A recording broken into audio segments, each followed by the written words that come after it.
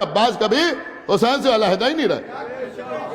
لیکن عزیزوں چونکہ احترام حسین کی وجہ سے حضرت عباس کی فصاحت و بلاغت لوگوں پر کم ظاہر ہوئی، لہذا امام حسین نے بھی اپنی ذمہ داری سمجھی کہ لوگوں کو بتائیں کہ دیکھو عباس کس فصیح و بلیغ کا نام ہے. آپ غور کر رہے ہیں جب شب عاشور فوجیں قریب آئیں تو آقا حسین نے حضرت عباس سے کیا کہا؟ ارکب بنفسی، بھئی آپ سوار ہو کے جائیں، آپ پر میری جان قربان.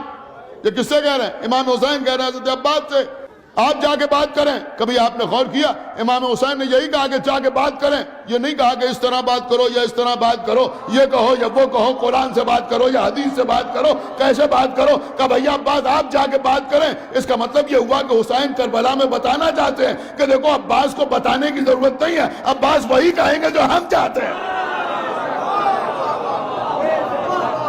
یہ ہے آقا عباس کا علم.